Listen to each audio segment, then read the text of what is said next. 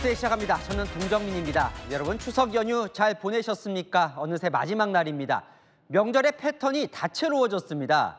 명절 마지막 날 다들 수도권으로 복귀하며 도로든 철도든 기경길만 붐비는 이 획일화된 패턴 대신 다양한 이동이 이뤄지고 있는데요. 명절 마지막 날 입국장만 붐볐던 공항도 달라졌습니다. 이 서울역과 공항 차례로 연결해서 명절 마지막 날 진짜 표정 살펴보겠습니다. 서울역에 김세인 기자 나가 있는데요. 많이 붐비겠죠? 네, 그렇습니다. 닷새간의 추석 연휴 마지막 날인 오늘 이곳 서울역은 열차를 이용하는 시민들로 북적이고 있습니다. 양손 가득 가족들이 챙겨준 선물을 들고 승강장에 내리거나 서울역을 출발하는 열차에 오르는 행렬이 하루 종일 이어지고 있습니다. 서울로 역귀성에 자녀와 손주들을 만나고 열차로 돌아가는 시민들도 많았습니다. 애들이 타고 내려오면은 차도 막히고 또 복잡하고 그래서 우리 둘이 움직이는 게 나을 것 같아가지고 매년 한 10년 넘게 그랬습니다. 마산에 못 내려오니까 우리가 이제 손주 보고 이제 아들 며느리도 보고 한다고 올라오게 됐지. 아쉽죠. 또 다시 볼 걸 또 기약하면서 그래 또 내려가는 거지 뭐. 현재 KTX 상행선 예매율은 98.5%로 남아있는 좌석이 거의 없고 서울발 하행선 예매율은 76.4%로 다소 여유가 있습니다. 고속도로도 연휴 마지막 날 귀경 차량이 몰려 곳곳에서 정체가 빚어졌는데요. 잠시 뒤 오후 7시에 승용차로 출발하면 요금소 기준 부산에서 서울까지는 4시간 50분, 광주에서 서울까지는 3시간 50분이 걸릴 전망입니다. 한국도로공사는 오후 4시쯤 절정을 지난 고속도로 정체는 오늘 밤 늦게 풀려 내일 새벽 3, 4시쯤 완전히 해소될 걸로 전망했습니다. 지금까지 서울역에서 전해드렸습니다. 오늘 하루 인천공항을 통해 9만 명이 출국했습니다. 들어보면 추석 연휴는 시댁과 보내고 끝나고는 휴가 내서 처가와 해외여행 간다는 일도 꽤 있었다는데요. 남영주 기자 연결해 볼게요. 남 기자. 자, 공항은 연휴 기간 중 오늘이 제일 바쁘다고요? 네, 그렇습니다. 오늘 하루 이곳 인천국제공항을 이용한 인원은 21만 2천여 명에 달합니다. 닷새간의 연휴 중 가장 많은 사람들로 붐볐습니다. 입국장에는 가족과 친구, 연인과 해외여행을 즐기고 귀국하는 시민들이 속속 도착하고 있습니다.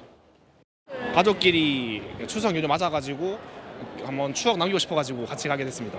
먹을 거랑 라면 같은 것도 좀 챙겨왔어요. 오늘 인천국제공항 입국자 수는 11만 7천여 명, 출국자 수는 9만 5천여 명인데요. 내일과 모레 이틀만 휴가를 쓰면 주말까지 쉴 수 있다 보니 친구, 가족과 일본이나 베트남 등지로 짧은 여행을 떠나는 시민들도 많았습니다. 추석 연휴 동안에는 이제 시댁하고 차례도 지내고 성묘도 다녀오고 이제 명절 끝인데 이제는 친정 식구들과 다나오로 여행을 가게 됐습니다. 귀국하자마자 바로 출근할 계획입니다. 따로 계획은 없고 그냥 회사 안 나가면 뭘 해도 행복할 것 같습니다. 인천공항 측은 지난 13일부터 오늘까지 120만 명 이상이 해외를 다녀와 개장 이래 추석 연휴 최다 이용객 기록을 다시 쓸 걸로 전망했습니다. 지금까지 인천국제공항에서 전해드렸습니다. 이번 추석 연휴 기간 우려했던 응급실 대란은 없었습니다. 경증 환자들이 참고 응급실에 많이 가지 않은 덕분인데요. 정부는 다소 안심하는 분위기지만 현장에서는 여전히 어려움을 호소했습니다. 홍란 기자입니다. 정부는 추석 연휴 기간 응급실 방문 환자는 줄고 문을 연 의료기관은 늘면서 의료 대란은 없었다고 밝혔습니다. 응급실은 하루 평균 2만 7천여 명이 찾아 지난해 추석, 올해 설과 비교해 20% 이상 줄었습니다. 경증 환자로 좁혀보면 30% 이상 감소했습니다. 국민 여러분께서 경증일 때 응급실 이용을 자제해 주신 덕분에 응급의료 현장이 중증 환자 치료에 집중할 수 있었습니다. 문을 연 의료기관은 늘었는데 전국 응급실 411곳 가운데 3곳을 뺀 408곳이 매일 문을 열었고 문을 연 의료기관 수도 당초 예상한 하루 평균 약 8천 곳보다 827곳 많았습니다. 하지만 응급실을 찾는 국민들의 체감은 다릅니다. 오늘 오후 서울 대형병원 응급실 앞에는 환자와 보호자들이 진료를 받기 위해 기약 없이 기다리고 있었습니다. 1시간을 대기한 말기암 환자도 있습니다. 괴산에서 왔어요. 암 치료를 여기서 하시는 분이어서 그건 기약이 없어요. 지금 CPR하는 환자도 있고 대기하시는 환자분들이 많다 하셔서 최대 12시간? 의료진이 지금 한 분만 계시다고. 정부는 연휴 이후에도 가용 자원을 동원해 비상진료 체계를 유지하겠다는 입장입니다. 채널A 뉴스 흥란입니다. 추석 민심 듣고 온 정치권 어떤 화두를 던졌을까요? 여권은 김건희 여사의 광폭 행보에 대한 우려가 많았습니다. 여러 의혹에 대해 여론이 좋지 않으니 맺고 끊는 것이 필요하다고요. 이세진 기자입니다. 최근 들어 마포대교와 장애아동시설을 방문하며 공개 행보를 본격화한 김건희 여사. 여권 내에서 부적절하다는 목소리가 잇따라 나왔습니다. 명품백 수수 의혹 등 논란부터 사과하는 게 먼저라는 겁니다. 한번 맺고 끊는 게 필요하지 않나 생각해요. 이게 뭔가 뭉개고 가는 듯한 여사를 볼 때에 대한 비호감도가 상대적으로 높잖아요. 그러니까 네. 뭐를 하셔도 사실 국민 눈높이에는 좋지 않게 보이는 상황들 자체를 좀. 앞서 홍준표 대구시장도 지금은 때가 아니라고 조언했습니다. 좀 참고 계시는 게 좋지 않을까. 소나기가 내릴 때는 피해가는 게 옳습니다. 좀 자숙을 하고 계시는 게 답답하지만 옳지 않느냐. 한 여권 핵심 관계자는 최근 당정 지지율이 동반 하락한 원인으로 의정 갈등 장기화와 김 여사를 꼽았습니다. 영남권의 한 의원도 채널A에 국민들이 불편해하는 것에는 눈치를 보며 움직일 필요가 있다며 김 여사 행보에 부정적인 지역 민심을 전했습니다. 채널A 뉴스 이세진입니다. 야당은 김건희 여사에 대해 맹공을 퍼부었습니다. 내일 김 여사 특검법을 본회의에서 강행 처리할 예정인데요. 국민의힘은 모레 첫 결심 공판을 앞둔 이재명 대표 지키려고 김 여사에게 집착하고 있다고 맞섰습니다. 정현주 기자입니다. 더불어민주당은 내일 국회 본회의에서 강행할 김건희 여사 특검법 처리 명분 쌓기에 나섰습니다. 국민은 김건희 여사에게 천방지축 권력 1위 어디까지 갈 거니? 라고 질문합니다. 권력농단 건의대란 상황입니다. 조국혁신당도 김 여사를 직격했습니다. 김건희 여사가 공천에 개입했다는 의혹이 있는 그 부분에 대해서 추가 보도가 나기 시작하면 판 뒤집힐 정도로 갈 수도 있다. 본회의에 올라갈 김 여사 특검법에는 도이치모터스 주가 조작 의혹, 명품 가방 수수 의혹, 22대 총선 개입 의혹 등 8개 의혹이 담겨 있습니다. 국민의힘은 이재명 대표 사법 리스크 때문에 민주당이 김 여사에 집착하고 있다고 지적했습니다. 이 대표는 모레 공직선거법 위반 혐의, 30일 위증교사 혐의 1심 결심 공판을 앞두고 있습니다. 이르면 다음 달 1심 선고가 나옵니다. 1심이지만 대선 출마가 막히는 수준의 형이 선고될 경우 비명계의 이 대표 흔들기가 시작될 가능성이 있습니다. 한 친명 핵심 의원은 채널A에 1심 선고 후 허튼 소리를 하는 당내 의원이 나오면 정치 생명이 끝날 것이라고 경고했습니다. 채널A 뉴스 정현주입니다. 자, 미국 대선 소식인데요. 두 후보 간 격차가 지난 토론 이후에 더 벌어졌습니다. 해리스 후보 처음으로 지지율 50%를 돌파했습니다. 트럼프 후보 골프장 암살 시도 사건 후 두 후보가 처음으로 통화를 나눈 소식까지 최수연 기자가 전합니다. 카멀라 해리스 민주당 대선 후보가 도널드 트럼프 공화당 대선 후보와 지지율 격차를 더 벌리고 있습니다. 현지 시각 어제 공개된 한 여론조사에서 해리스의 지지율은 51%, 트럼프는 45%로 6%포인트 차이가 났습니다. 첫 TV 토론 직전 여론조사보다 3%포인트가 더 벌어졌고 특히 해리스 부통령이 이 기관이 실시한 조사에서 지지율 50%를 넘은 것도 처음입니다. 다만 현지 시각 15일 발생한 트럼프의 골프장 암살 미수 사건을 반영한 여론조사는 아닙니다. 일각에서는 향후 트럼프에 대한 동정 여론으로 지지율 격차가 좁혀질 수 있다는 분석도 나옵니다. 이런 가운데 해리스는 현지 시각 어제 골프장 암살 미수 사건 이후 트럼프와 통화한 사실을 공개했습니다. I checked on him to see if he was okay. Yeah. And I told him what I have said publicly. There's no place for political violence in our country. 백악관도 짧지만 정중했던 통화였다면서도 모든 형태의 폭력에 강력하게 규탄해왔다며 해리스의 메시지에 힘을 보탰습니다. 트럼프도 유세 현장에서 해리스와의 통화 사실을 밝혔는데 매우 좋았고 고마웠다면서도 암살 시도를 자신에게 유리하게 해석했습니다. Only consequential presidents get shot at. 다만 해리스 책임론을 더 이상 언급하지는 않아 수위 조절에 나섰다는 분석이 나옵니다. CNA 뉴스 최순입니다. 미국 백악관에서 한복 입고 송편 먹는 추석 행사가 열렸습니다. 한국 명절 행사가 단독으로 열린 건 역사상 처음인데요. 대선 앞두고 한국계 미국인들 표심 노렸다는 분석도 나오지만 그만큼 한국의 영향력이 커졌다는 방증도 되지 않을까요? 워싱턴 최주연 특파원이 직접 다녀왔습니다. 한복을 입은 사람들이 백악관으로 들어옵니다. 행사장 안쪽에는 공기놀이를 상징하는 돌과 오색 송편이 차려져 있습니다.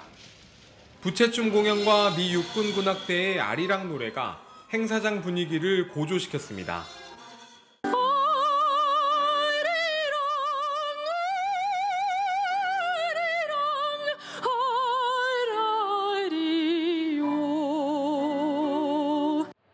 현지 시간 어제 백악관 내 한국계 전현직 직원이 주도한 추석 행사에 150여 명이 참석했습니다.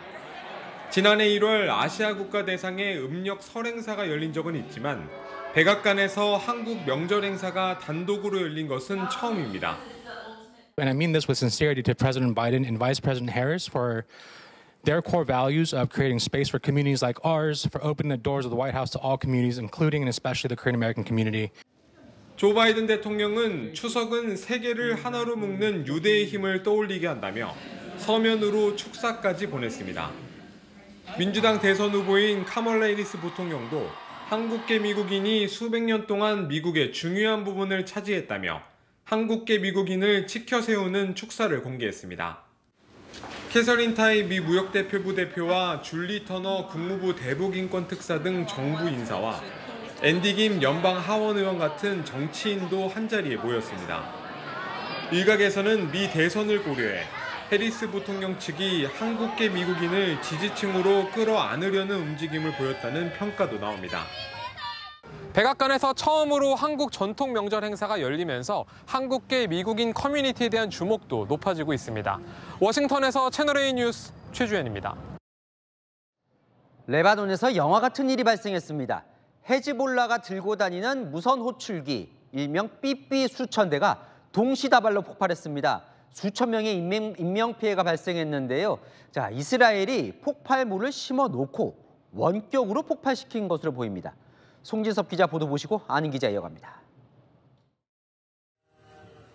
레바논 수도 베이루트의 한 식료품 가게. 장을 보던 남성의 가방이 폭발음과 함께 터집니다. 남성은 그대로 쓰러지고 주변 사람들은 혼비백산에 달아납니다. 또 다른 마트에서도 계산대 위에 놓인 검은색 무선 기기가 폭발합니다. 현지 시각 어제 오후 3시 반쯤부터 레바논 전역에서 무선 호출기, 일명 삐삐 수천 대가 1시간 동안 집중적으로 폭발하는 사건이 발생했습니다. 뉴욕타임스 등 외신들은 이 사고로 8살 어린이를 포함해 최소 11명이 목숨을 잃고 약 3,000명이 다쳤다고 보도했습니다. 반이스라엘 무장단체 헤즈볼라 대원도 8명이나 목숨을 잃었습니다. 이들은 폭발 전 신호음이 발생해 호출기를 꺼내보다 눈과 손, 허리를 집중적으로 다친 것으로 알려졌습니다. أكثر من 2800 جريح. حالة تقريبا 200 منهم هي حالة حرجة. 레바논 당국은 폭발의 배후로 이스라엘을 지목했습니다.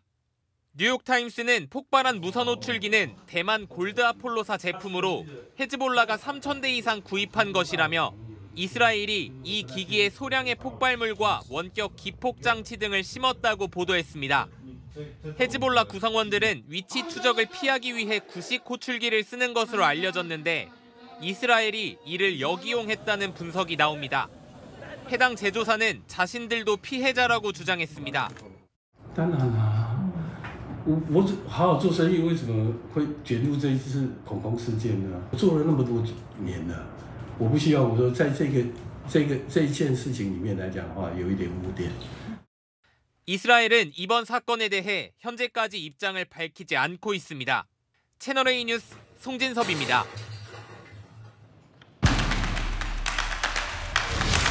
아는 기자 외교안보 국제부 정다은 기자 나왔습니다. 이게 어떻게 가능해요? 그러니까 레바논에서 헤즈볼라 대원들이 각각 삐삐를 갖고 있었는데 그 동시다발적으로 터졌다는 거예요. 어떻게 가능한 겁니까 이게? 네, 호출기에 미리 폭발물을 씹어놨기 때문으로 보입니다. 레바논은 이번 공격의 배후로 이스라엘을 지목했는데요. 뉴욕타임스는 레바논으로 수입된 대만 기업 호출기 배터리 쪽에 이스라엘이 약 30에서 60g의 폭발물과 원격 작동 스위치를 심어놨다. 이렇게 보도했습니다. 미리 심어놓은 폭발물을 약 1시간 동안 원격으로 작동시켰다는 겁니다. AP통신은 호출기 오류로 진동이 발생해 사용자가 이를 멈추려고 버튼을 누르다가 폭발한 것으로 보인다고 보도하기도 했습니다. 물론 아직 사건 초기라 정확한 경위는 조사해봐야 알 수 있는데 외신들은 올해 초 레바논으로 수입된 수천 개의 호출기에 폭발물이 심어진 것으로 보고 있고 이 폭발물은 스캐너 등으로 미리 감지하기 어려운 것으로 전해졌습니다. 아직까지 이스라엘 측에선 입장을 밝히지 않고 있는데요. 만약 이스라엘 소행이 맞다면 이번 공격을 통해 이스라엘이 헤즈볼라에 상상 이상의 것을 보여줄 수 있다. 이런 식으로 경고를 한 셈입니다. 실제로 상상 이상의 것을 보여준 게 부상자가 지금 3,000명이 넘습니다. 어마어마한 인명피해가 났어요. 네, 맞습니다. 현재까지 사망자 11명, 부상자도 3,000명 가까이 됩니다. 그만큼 공격이 치밀하게 이루어졌다고 볼 수 있는데요. 폭발 직전 헤즈볼라 지도부가 보낸 것처럼 보이는 메시지가 호출기에 수신됐고 삐 소리가 났던 것으로 알려졌습니다. 대원들이 메시지를 확인하던 중 폭발한 것으로 전해지는데요. 그래서 피해자 대부분 손이나 복부, 얼굴에 부상을 입은 것으로 파악됩니다. 폭발 위력도 상당했습니다.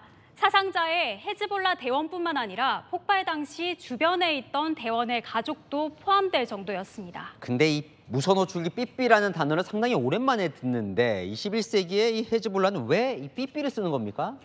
네, 한마디로 이스라엘의 위치 추적을 막기 위해 헤즈볼라 대원들은 휴대전화 대신 무선 호출기를 이용해온 것으로 알려졌습니다. 이스라엘은 과거에도 하마스 주요 인물의 휴대전화를 폭발시켜 사살한 적도 있는데요. 이런 문제 때문인지 헤즈볼라 최고 지도자 하산 나스랄라가 올해 초 휴대전화를 쓰지 말라고 경고하기도 했습니다. 휴대전화와 달리 무선 호출기는 GPS 추적이나 도청이 불가능한데요. 헤즈볼라가 무선 호출기를 대량으로 주문하자 이스라엘이 공격 수단으로 삼은 것으로 보입니다. 자, 헤즈볼라가 당했어요. 뭐 가만히 있겠습니까? 어떻게 될 것 같아요? 네, 헤즈볼라가 이스라엘에 대한 경고 메시지를 낸 만큼 보복 공격을 할 것으로 보입니다. 전문가 얘기 들어보시죠. 그러니까 이스라엘이 공격당했을 때 항상 그 헤즈볼라 원점 타격을 했었는데 이번에는 민간인들도 많이 다치거나 죽었거든요. 그래서 기존의 공격보다는 조금 수위가 높은 형태의 반격은 아마 있을 것 같습니다. 다만 이번 사고로 망가진 통신 체계를 구축하는 동안 조직원들 간 소통이 어려워져 당장 움직이긴 어려울 것이라는 관측도 나옵니다. 이스라엘과 헤즈볼라 모두 서로에게 공격을 예고한 상황에서 중동 지역 긴장감이 고조되고 있습니다. 네, 잘 들었습니다. 아는 기자 정다은 기자였습니다. 네, 귀경길 경부고속도로에서 승용차, 버스 등 4대가 추돌해 7명이 다쳤습니다. 전국 곳곳에서 음주운전과 역주행, 차량 돌진 등 사고가 잇따랐습니다. 강경모 기자입니다. 승용차가 속도를 줄이지 못하고 앞차를 들이받습니다. 두 차량은 사고 충격으로 1차로 버스 전용 차선까지 밀려갑니다. 전용 차선을 달리던 통학버스는 멈춰섰지만 뒤따르던 관광버스가 그대로 추돌합니다. 오늘 오전 10시 반쯤 경부고속도로 서울 만남의 광장 휴게소 부근에서 4중 추돌 사고가 났습니다. 이 사고로 7명이 다쳐 병원으로 이송됐습니다. 도로 주변에 차량 파편들이 떨어져 있습니다. 오늘 새벽 1시쯤 이 사거리에서 좌회전을 하던 승용차가 직진하던 차량을 들이받았습니다. 이 사고로 운전자 2명이 다쳤지만 생명에는 지장이 없는 것으로 알려졌습니다. 좌회전하던 40대 승용차 운전자는 면허 취소 수준의 만취 상태였습니다. 치료에 관한 거. 술도 먹었고 심야하고 그래서 추후 날짜는 해서 다시 정해서 조사하기로 했어요. 강원 태백의 도로에선 소형 SUV가 역주행하다 마주오던 승용차와 충돌해 6명이 다쳤습니다. 충남 서산에선 50대 여성이 몰던 승용차가 한의원 건물로 돌진했습니다. 여성 운전자는 급발진을 주장하는 걸로 알려졌습니다. 어제 오후 강원 정선 가리왕산 케이블카가 운행 도중 멈췄습니다. 관광객 200여 명이 2시간 넘게 고립됐습니다. 원인은 일단 전원 공급하는 인버터 쪽에 문제가 있어서 그랬어요. 오늘 최대한 정리해서 모레는 운행을 하려고 좀 하는. 공단 측은 오늘 케이블카 운행을 중단하고 점검에 나섰습니다. 채널A 뉴스 강경모입니다.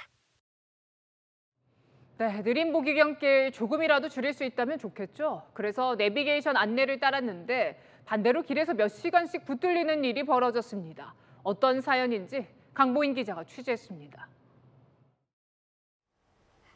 차량 한 대가 겨우 지나갈 너비의 농로로 들어서는 차량. 앞뒤로 다른 차들도 이 농로를 따라 움직입니다.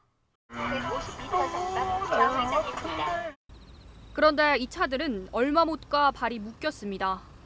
농로와 연결된 왕복 2차선 도로는 정체 행렬로 주차장이 됐습니다. 어제 서해안고속도로 상행선이 막히자 티맵 내비게이션 안내를 받아 우회 경로를 탔다가 오도 가도 못하게 된 겁니다. 경로를 실시간 최소 시간 경로로 바꿨던 운전자들이 낭패를 봤습니다. 1km를 가는데 2시간이 걸렸다는 운전자도 있습니다. 후진도 못하고 앞으로 전진도 못해서 주차장 같았어요. 편의점에서 뭐 음식 조달해서 가지고 오시는 분들도 진짜 많았고요. 완전 혼돈 그 자체였어요. 이날 충남 아산의 농로에서도 차량 수백 대가 정체에 갇혔다는 글도 올라왔습니다.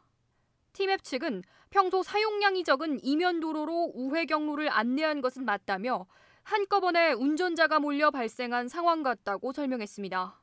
전문가들은 실시간 안내라도 구조등을 모르는 낯선 도로에 진입했다간 오히려 시간 손해를 볼 수 있다며 연휴 등에는 가급적 익숙한 길을 이용하는 게 좋다고 조언했습니다. 채널A 뉴스 강보인입니다.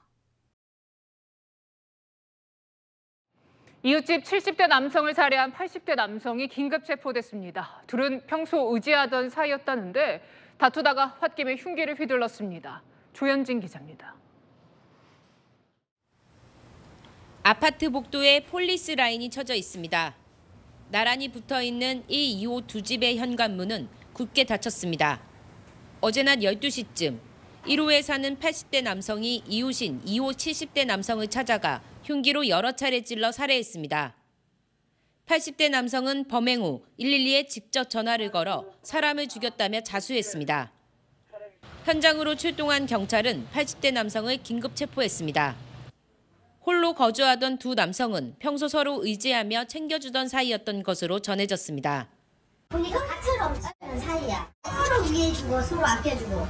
자주 두 분이서 연락도 하고 자주 들락달락하고 그런 건 제가 몇 번 봤거든요. 경찰 조사 결과 둘은 서로 다투다가 80대 남성이 홧김에 흉기를 휘두른 것으로 파악됐습니다. 경찰은 국립과학수사연구원에 피해자 부검을 의뢰하는 한편 80대 남성을 상대로 정확한 범행 동기를 조사 중입니다.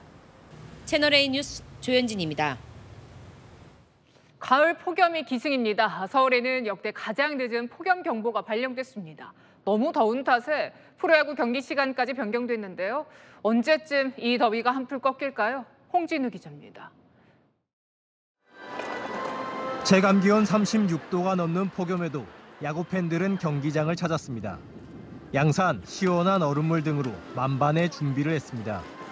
햇빛이 너무 강해가지고 양산이랑 모자 같은 거 챙겨왔고요. 어제도 저희가 경기를 봤는데 굉장히 땀이 많이 나더라고요. 얼음물을 미리 얼려놨습니다. 3명이지만 4통 얼려놨고요. 그늘을 적극적으로 이용해서 좀 9회까지 잘 버틸 수 있도록 하려고 합니다. 야구장 안 그늘에는 관중이 몰려있지만 햇볕이 내리쬐는 좌석은 텅 비었습니다. 뜨거운 햇볕에 달궈진 자석의 온도를 재봤더니 70도에 육박합니다. 어제 오후 2시에 경기를 시작했던 부산 사직, 인천 문학구장 등에서 온열 질환자가 속출하면서 오늘은 오후 5시로 긴급 변경했습니다.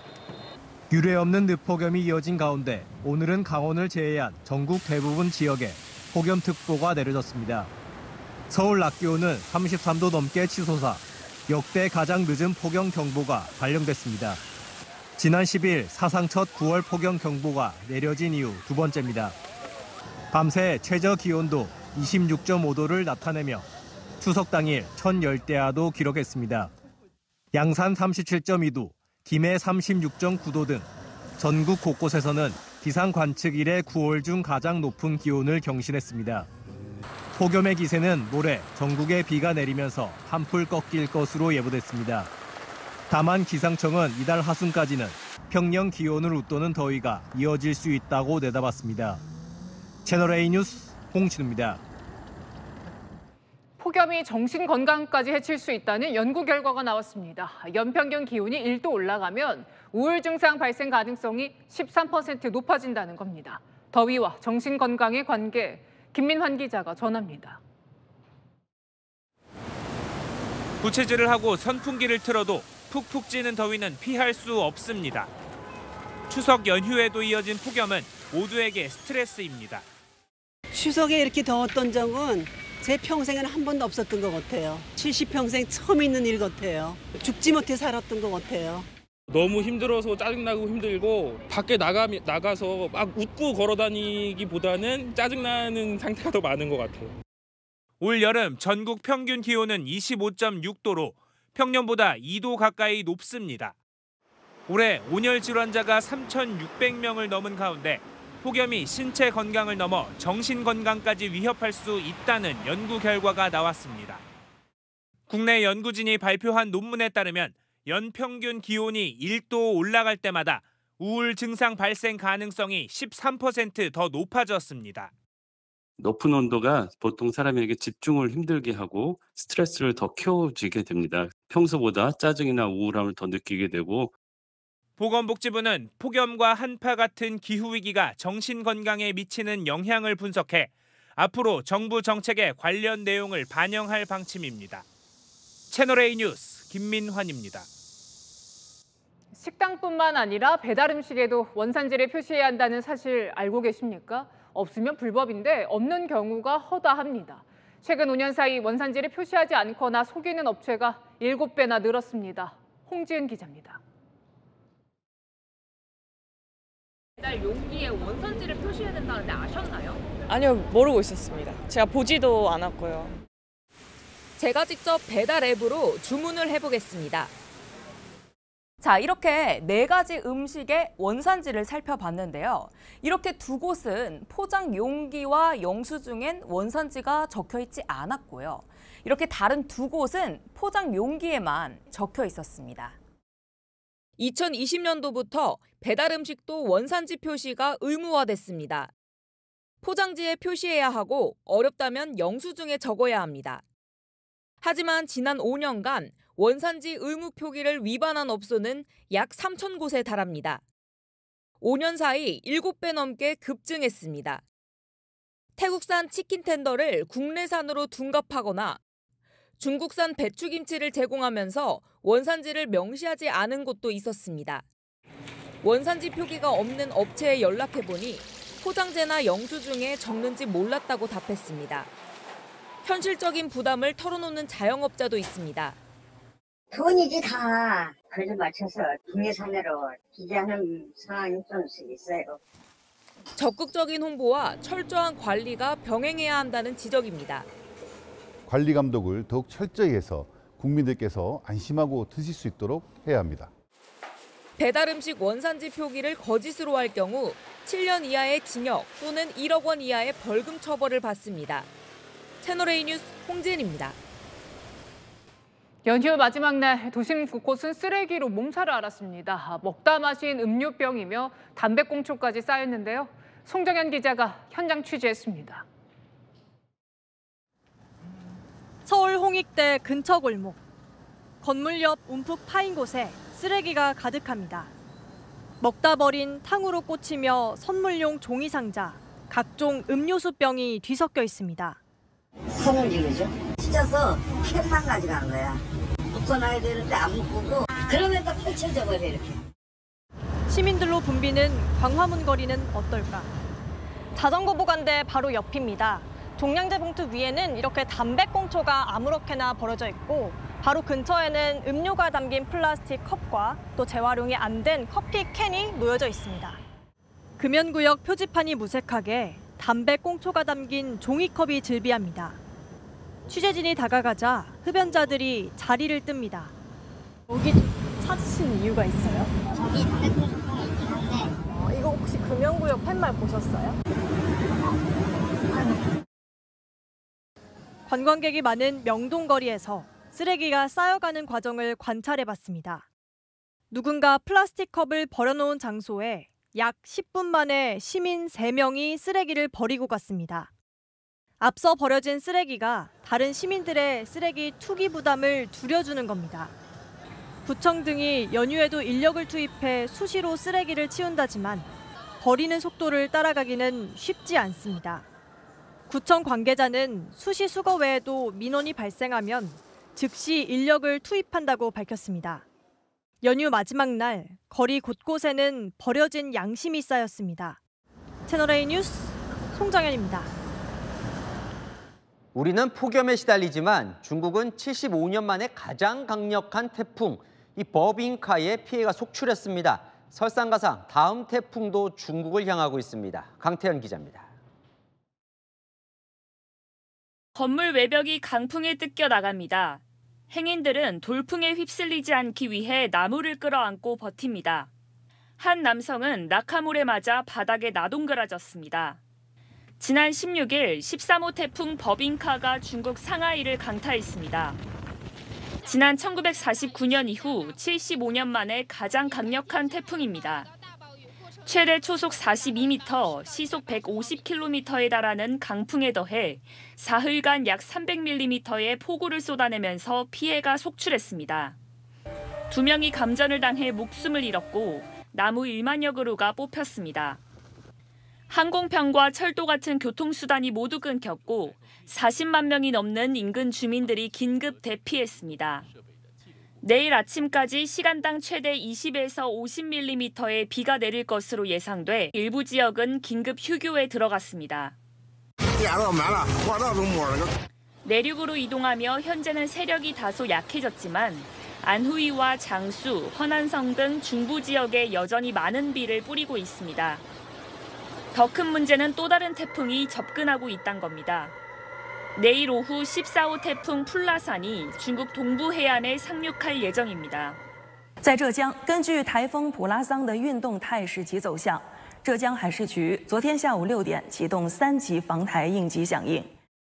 현지 당국은 구조 인력 6만 명을 긴급 배치하는 한편 각종 시설물 점검에 나섰습니다. 한 달 새 연이어 3차례나 상륙한 태풍 피해로 인해 중국 경제도 휘청거리고 있습니다. 채널A 뉴스 강태현입니다. 루마니아, 폴란드, 오스트리아, 체코 등 유럽 중동부엔 폭풍 모리스가 강타했지요. 한 달치 넘는 비가 한 번에 쏟아지면서 사망자만 21명에 이릅니다. 이어서 조민기 기자입니다. 폴란드의 한 마을 전체가 흙탕물에 잠겨 도로를 찾아볼 수 없습니다. 주민들은 보트나 굴착기 버킷에 탄 채 천천히 물 위를 이동합니다. 구조대가 어린아이들을 어깨에 메고 안전한 곳으로 옮기고 건물 안에는 물이 들이찼고 차체의 절반이 물에 잠겼습니다. 지난 11일 발생한 폭풍 보리스가 유럽 중동부를 강타했습니다. Bałam się, boję się nocy, bo nie wiem. Pani właśnie została. Zostałam tą noc, ale powiedziałam nigdy więcej. CNN에 따르면 한 달치가 넘는 폭우가 사흘간 쏟아졌습니다. 홍수 피해로 루마니아 7명, 폴란드 6명, 오스트리아 5명 등 모두 21명의 사망자가 나온 걸로 집계됐습니다. 체코에선 6만여 가구의 전기가 끊겼고 폴란드 당국은 남서부 홍수 지역 주민 2,600여 명을 대피시켰습니다. 오스트리아에서는 다뉴브강 수위가 오르면서 화물선과 여객선 140여 척의 운행이 금지됐습니다. 한 신용평가사는 유럽 중동부 전역이 11억 달러, 약 1조 5천억 원 규모의 피해를 입었다고 추정했습니다. 이번 폭우는 지구온난화에 따른 이상기후 현상 때문이라는 분석이 나옵니다. 서유럽에서 이례적으로 강한 한파가 발생했고 찬 공기가 지중해와 북해의 높은 수온과 만나며 폭풍을 만들었다는 겁니다. CNN은 유럽은 세계에서 가장 빠르게 온난화되는 대륙이라며 따뜻한 대기는 더 강한 폭풍을 일으킬 것이라고 경고했습니다. 채널A 뉴스 조민기입니다. 미식의 도시로 유명한 미국 뉴욕 거리에 남대문 시장의 터줏대감 호떡 가게가 등장했습니다. 호떡을 먹어본 미국인들 반응이 심상치 않았다는데요. 그 현장에 조아라 특파원이 다녀왔습니다. 기름들은 팬 위에서 지글지글 익어가는 호떡. 날이 선선해지면서 뉴욕 한복판에 이른바 남대문 호떡 가게가 팝업 스토어 형태로 문을 열었습니다. It kind of tastes like a traditional dessert we have in my country, but I think it's really good. It's very hot right now, but. 서울 남대문 시장에서 30년간 호떡을 만들어 팔아온 이명현 씨가 현지 업체의 초청을 받은 겁니다. 이 씨는 첫 미국 진출에 두려움도 있었지만 예상을 뛰어넘는 호응에 놀람을 감추지 못합니다. 처음 먹어본대요. 근데 이래고 굉장히 기분 좋게 가시는 분들이 너무 많았어요. K-푸드 열풍이 한국식 디저트로까지 번지면서 이곳 뉴욕 한인타운에도 한국식 디저트 가게가 늘고 있습니다. 감자 조각이 붙은 한국식 핫도그, 일명 콘도그는 뉴요커와 관광객들의 입맛을 사로잡았습니다. 한 입 베어 물 때마다 늘어나는 치즈는 먹는 재미까지 더합니다. It's more tasty. When you eat it, it's like there's a bite in every. It's like everything is in one bite. It's like more tender. It's like juicier, and it has like the cheese around it, so that makes it taste better. 올해 초 경북 경주 관광 명물 시범빵을 파는 가게도 등장했는데 현지 매체가 보도할 정도로 주목을 끌었습니다. 한국 길거리 음식이 바쁜 뉴요커들의 허기를 채워줄 인기 간식으로 떠오르고 있습니다. 뉴욕에서 채널A 뉴스 조아라입니다. 김치도 한복도 중국의 전통 문화다. 비슷한 억지 주장이 또 등장했습니다. 이번엔 돌솥 비빔밥이 조선족 무형문화재로 지정됐다는데요. 김태욱 기자입니다. 제대로 한다. 돌솥에 갖은 나물과 다진 소고기를 넣고 고추장을 얹어 덮인 뒤 비벼 먹습니다. 따뜻한 온도를 유지하고 누룽지까지 만들어 먹을 수 있습니다. 한국의 대표 음식 돌솥 비빔밥. 백제 때부터 쓴 곱돌솥을 이용합니다. 그런데 중국에서 이 돌솥 비빔밥 조리 기술을 자신들의 무형 문화유산이라고 지정한 사실이 뒤늦게 알려졌습니다. 중국 지린성이 지난 2021년 조선족 돌솥 비빔밥 제작 기회라는 항목으로 공식 등재한 겁니다. 현지 조선족 음식을 판매하는 한 식당에선 돌솥 비빔밥을 주력 메뉴로 소개하고 있습니다.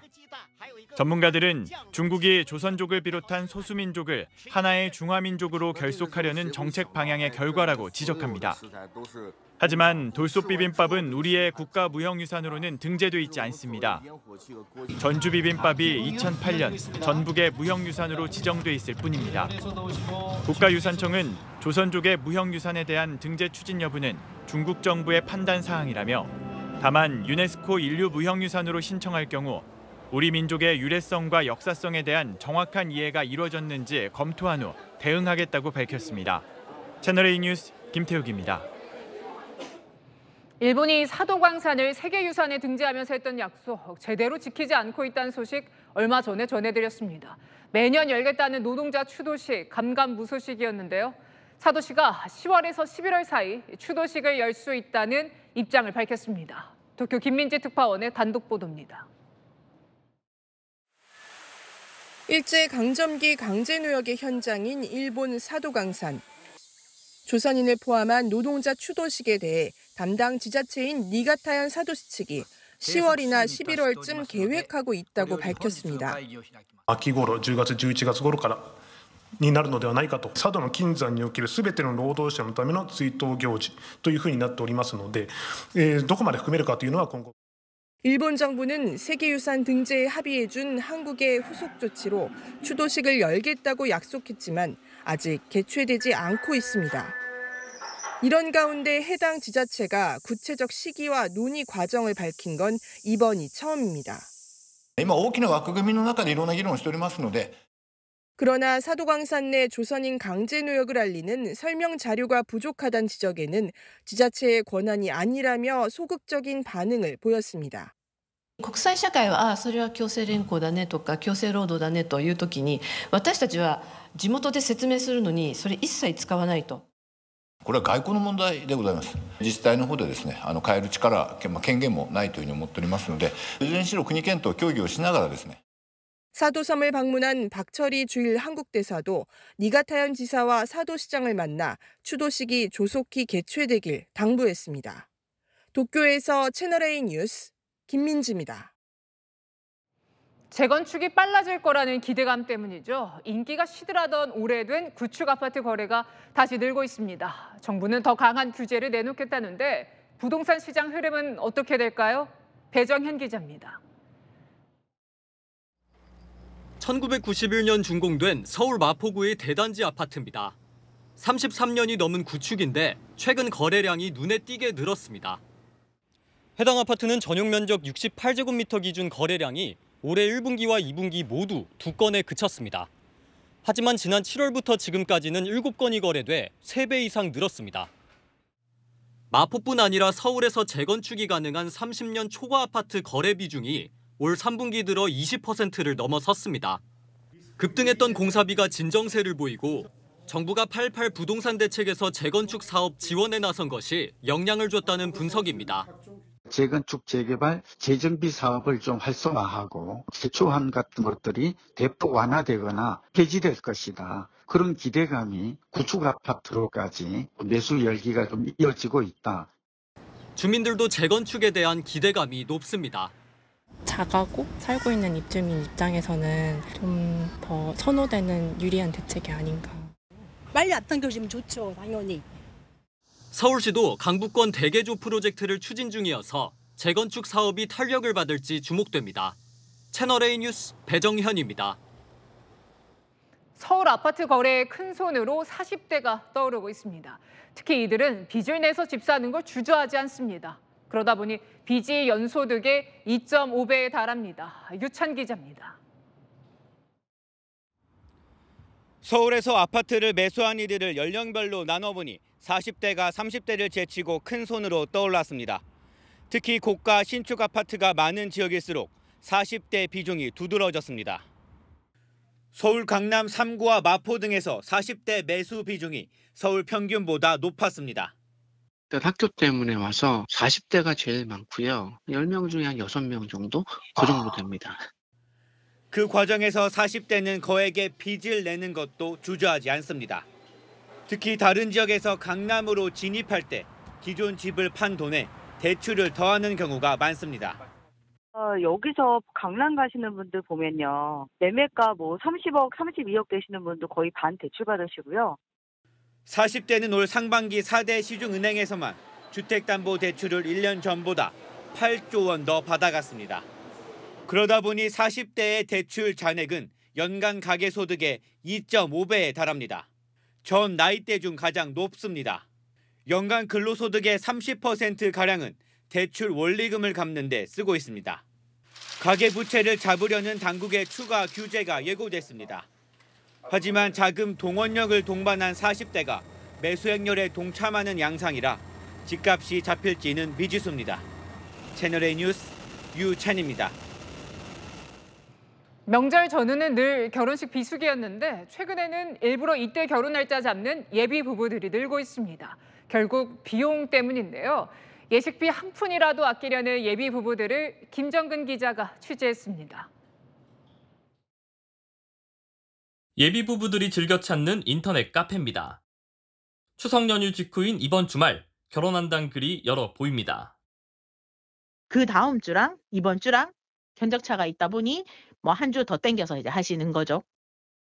귀성이나 여행 등으로 결혼식 수요가 적은 명절 전후로 결혼식장 이용료나 하객식대를 할인받을 수 있어서입니다. 33살 예비신랑 박모 씨도 결혼식 날짜를 내년 설 명절 직후인 2월 1일로 잡았습니다. 30에서 60% 정도 더 할인이 되고 식대도 인당 가격이 10,000원 이상 차이가 나기도 해서 살집에 예물까지 돈 쓸 곳이 많으니 예식 비용이라도 아끼려는 겁니다. 하객 300명 기준 결혼식장 7곳의 이용료 견적을 받아봤습니다. 명절 주말은 그 다음 달 주말보다 평균 370만 원 저렴했고 그 차이가 최대 500만 원에 이르는 곳도 있었습니다. 축의금 의존을 줄이는 결혼 문화가 확산된 영향도 있습니다. 음식값도 많이 오르고 여러 가지 부대 비용도 올라서 하객이 많이 오는 게 큰 이익이 되지 않을 수가 있어요. 알차게 스몰 웨딩을 하는 게 예비 부부들의 부담을 덜어주려면 박물관, 도서관 같은 공공시설을 예식장 용도로 더 많이 개방해야 한다는 지적도 나옵니다. 채널A 뉴스 김정근입니다. 북한이 오늘 아침 탄도미사일을 발사했습니다. 일주일 새 6번째 추석 연휴 내내 다양한 복합 도발을 이어갔는데요. 방금 전 쓰레기 풍선을 또 띄웠다는 소식이 들어왔습니다. 김용선 기자입니다. 북한이 단거리 탄도미사일로 추정되는 미사일을 발사하기 시작한 것은 오늘 오전 6시 50분쯤입니다. 합동참모본부는 평안남도 개천 일대에서 동북 방향으로 단거리 탄도미사일 여러 발을 포착했다고 밝혔습니다. 미사일은 30분 간격으로 2차례 발사됐으며 400km 이상 비행한 것으로 알려졌습니다. 우리 군은 북한이 7월 발사에 성공했다고 주장한 4.5톤 고중량 탄도장착 탄도미사일과 비슷한 계통의 발사체를 시험했을 가능성에 무게를 두고 분석 중입니다. 당시 발사체 중 하나가 120km만 날아가 우리 군이 실패에 무게를 뒀는데 북한이 실패를 만회하기 위해 추가 시험에 나섰을 가능성이 있다는 겁니다. 북한은 3차례의 쓰레기 풍선 살포, 고농축 우라늄 제조시설 공개, 그리고 2차례의 탄도미사일 발사까지 일주일간 6번의 도발을 하면서 대남 핵미사일 위협 수위를 최대치로 끌어올렸습니다. 차기 한미연합사령관으로 지명된 제이비어 브런슨 미 육군 중장도 현지 시각 어제 미 상원 인준청문회에서 북한의 핵 역량을 우려했습니다. North Korea's rapid advancement of its nuclear and missile capabilities, combined with its stated ambition to exponentially expand its nuclear arsenal, is the single greatest challenge facing the tri-commands. 그는 한반도의 지속적인 대비태세 보장을 위해 노력하겠다며 한국의 해구산 제공 약속을 재확인했습니다. 채널A 뉴스 김용성입니다. 윤석열 대통령은 연휴 마지막 날 어린이 병원을 찾았습니다. 연휴 직전 응급의료센터를 찾은 데 이어 응급실 상황을 챙긴 거죠. 내일은 체코로 출국합니다. 안모겸 기자입니다. 윤석열 대통령이 추석 연휴 마지막 날인 오늘 서울의 어린이 병원을 찾았습니다. 전국에 단 2곳뿐인 소아청소년과 전문병원입니다. 연휴에 고생 많으십니다. 윤 대통령은 입원실을 둘러보고 의료진을 만나 중증 소아 응급의료에 대해 정부가 더 많이 지원하고 뒷받침하겠다고 밝혔습니다. 우리 정부가 더 많이 지원하고 좀 뒷받침할게요. 앞서 윤 대통령은 참모들에게 추석 연휴 응급의료에 대한 국민 걱정이 많았다며 밤낮 없이 의료 현장을 지켜준 의료진, 구급대원 덕분에 잘 이겨낼 수 있었다고 했습니다. 내일부터는 2박 4일 일정으로 김건희 여사와 함께 체코를 공식 방문합니다. 대통령의 이번 체코 공식 방문을 계기로 한 체코 간의 원전 동맹이 구축될 수 있을 것으로 봅니다. 윤 대통령은 내년 3월 24조 원 규모의 두코바니 원전 2기 건설 사업 최종 계약을 앞두고 적극 지원에 나설 계획입니다. 채널A 뉴스 안보겸입니다. 성혜랑 기자와 여랑야랑 시작합니다. 첫 번째 주제 보겠습니다. 한동훈 대표, 왼쪽은 대통령실, 오른쪽은 병원. 그 사이에서 어떤 기회를 느끼고 있을까요? 네, 한 대표 의정 갈등 상황에서 양쪽 설득 위한 영업사원 역할 마다 않고 있죠. 연휴 내내 동분서주했지만 아직 성과 없는데요. 지도부 대통령실을 향해 이것 좀 하게 해달라는 목소리가 나왔습니다. 신상이 나오잖아요. 신상이 잘 팔리려면 어떻게 돼야 됩니까? 차별화에 성공을 해야지 잘 팔립니다. 그전 제품하고 거의 비슷하다. 잘 팔릴 리가 없잖아요. 네. 한동훈 대표에게 우호적 차별화를 용인을 안 하고 있습니다.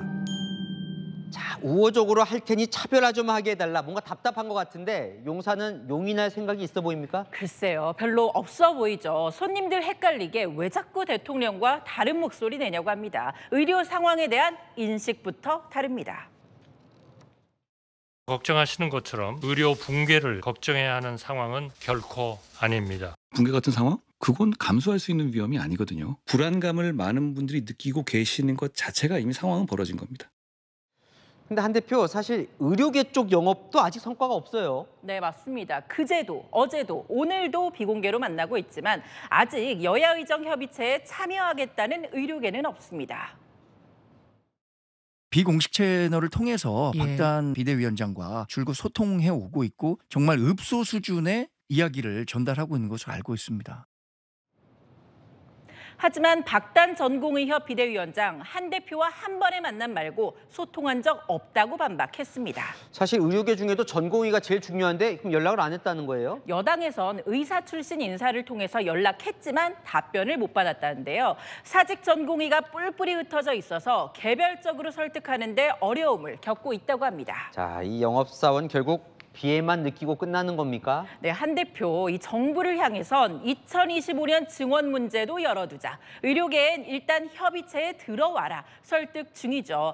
내일은 체코 순방 떠나는 대통령 배웅하러 공항에 나간다는데 뭔가 진전을 이끌어낼 수 있을까요? 네, 다음 주제 보겠습니다. 김민석 민주당 최고위원 표정이 심각한데 서울의 봄은 영화 제목 아니에요? 네, 김 최고위원 추석 연휴 마지막 날인 오늘도 어김없이 계엄설 꺼내 들었습니다. 계엄 대응 팀까지 꾸렸다면서요. 팀 이름이 바로 서울의 봄입니다. 이 문제를 준비해 온 팀을 저희는 가칭 서울의 봄 팀이라고 부르고 있습니다. 과거 서울의 봄이 짓밟히는 상태를 재현하지 않기 위해서 여러 가지 준비를 해왔고 12.12 전두환 군사 반란을 다룬 영화인데 오늘은 근거를 댔는지도 궁금하네요. 김 최고위원의 시나리오는 일단 이렇습니다. 윤 대통령이 탄핵 위기에 처하면 계엄령을 선포하고 의원들을 체포한다고요. 계엄령 해제를 못하게 막은 뒤 충암고 출신 군부 세력이 서울을 장악해 정권을 유지할 수 있다는 거죠. 하지만 정치권, 영화는 영화일 뿐이라고요. 계엄이 되면 탱크가 감옥 앞에 깔리고 뭐 이런 건데 이 동부간 선도로 막혀가지고 어떻게 내려옵니까? 야 탱크 간다 이러고 막 같이 인증샷 찍고 이럴 텐데. 추석 연휴 지나고도 계속 이야기하면 정말 실성하신 거고.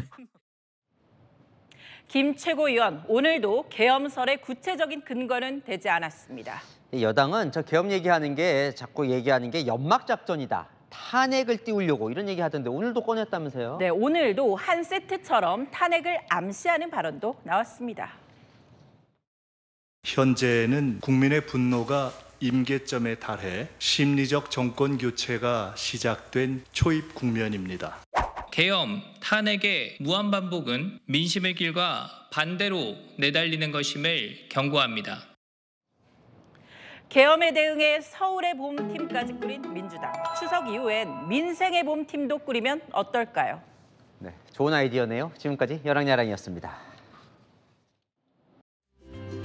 역대 가장 더웠던 이번 추석 연휴. 마지막 날인 오늘은 더위가 절정에 이르렀습니다. 대전과 경산은 37도를 넘겼고 서울도 33도를 넘긴 가운데 폭염 경보로 격상됐는데요.